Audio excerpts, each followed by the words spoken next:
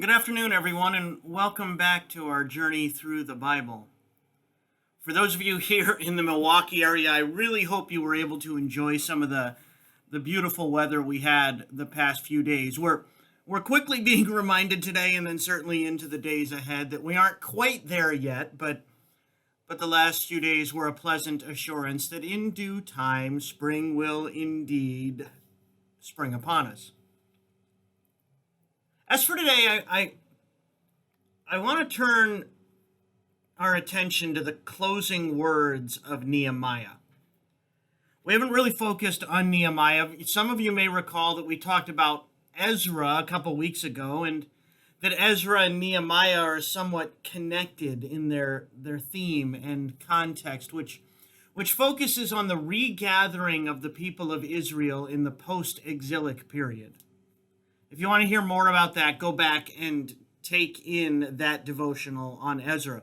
But for today, I really want to look at the tail end of Nehemiah. This is Nehemiah, the 13th chapter, the final chapter, the 23rd through the 25th verse, and then I'll jump on to the 30th and 31st.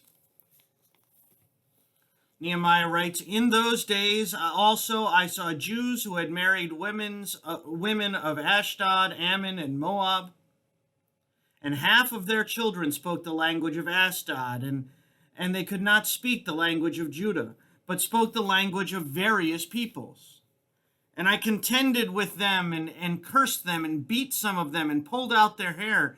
And I made them take an oath in the name of God, saying, you shall not give your daughters to their sons, or take their daughters for your sons or for yourselves."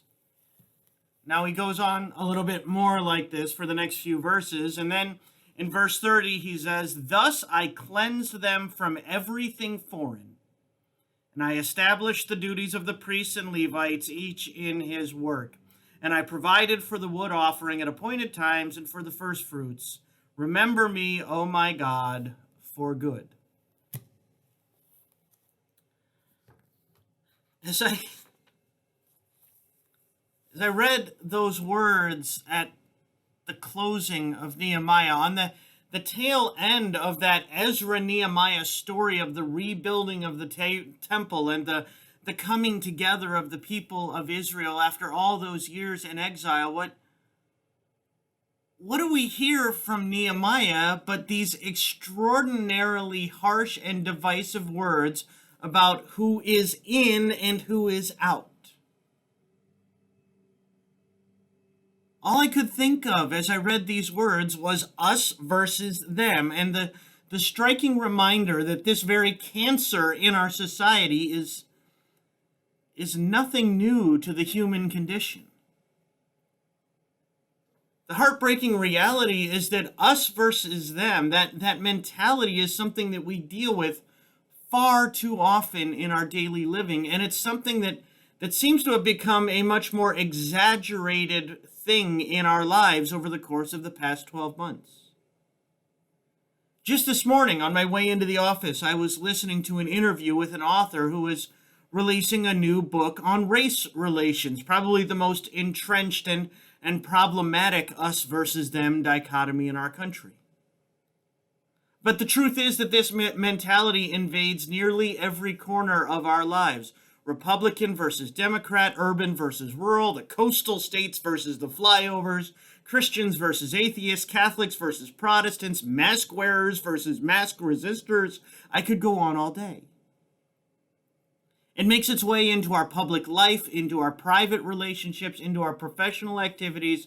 We are constantly barraged with that inherent divisiveness that seems to come so naturally to our hearts and minds. One of the many challenges inherent in that divisive tendency, however, is that everyone thinks that they're the ones that are right. I think the context of these words in Nehemiah are important. As Nehemiah authors these words of delineation that it would establish who is us and who is them, it's coming from an experience of generations of oppression. The Israelites were chased out of their homes and the temple was destroyed. They lived in captivity or exile for decades before they were finally able to return home and to begin to rebuild that community they had lost. Outsiders had been experienced firsthand as a genuine threat to the people. The honest truth is that there was reasonable justification for Nehemiah's protectionism here. After having been through what they had been through, building walls and encapsulating their community was an understandable move to make. Nehemiah's delineation of us versus them had a very defensible basis. And that's just so often the case. Often, perhaps even more often than not, our us versus them divisions are rooted in a justifiable reaction to a past experience. Oppression, betrayal, offense, injury, the divisions that are created among us often find their footing in real or at least perceived in a real or at least a perceived offense of one over the other or of each to the other. It's important that we understand that our divisions are not always, and often, frankly, most often, are not simply mindless divisiveness, but often find their grounding in, at the very least, a perception, be it right or wrong, that the other represents a threat to me. We don't divide for the sake of being divided. We divide because we have this sense of a need to protect ourselves from that perceived threat that we see in another. Right or wrong, we think we are right. We think we are justified in seeing that threat, and it's from there that our divisions emerge. That's the thing about us versus them. If we really look at it, it's not us versus them, it's me versus we.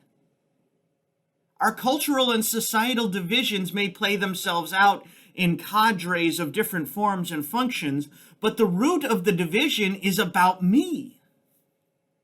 It's about protecting me. It's about doing what's best for me. If you really look at the heart of many of the us versus them divides that engulf our lives, I think you'll see that most of them are composed of people who have either convinced themselves or have been convinced by another that the division is what is needed to protect them.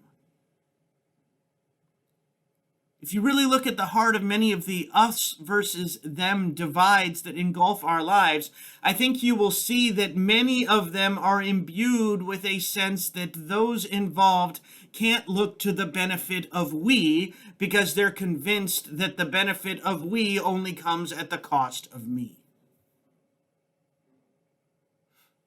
Now, I'm not nearly smart enough to be able to articulate a course out of this, and God knows that this human condition that's been part of our cultural fabric isn't going away anytime soon.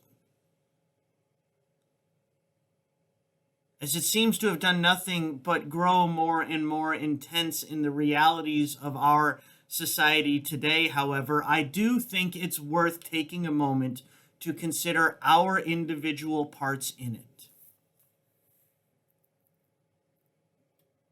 Where are we involved in those us versus them situations? Where is our participation in those circumstances really more fundamentally grounded in the notion of me versus we? And in light of that understanding, how can we become a small part of healing, not by changing the course of humanity, but at the very least by changing our willingness to step beyond our own sense of righteous indignation as we listen to them in a small attempt to break through those barriers and move together towards we. Let's be in prayer together. God of grace and love, we're so thankful for the gifts we know in life, and particularly today for the gift of those who push us beyond the limits of where we are today. Help us, God, to be open to those who see differently.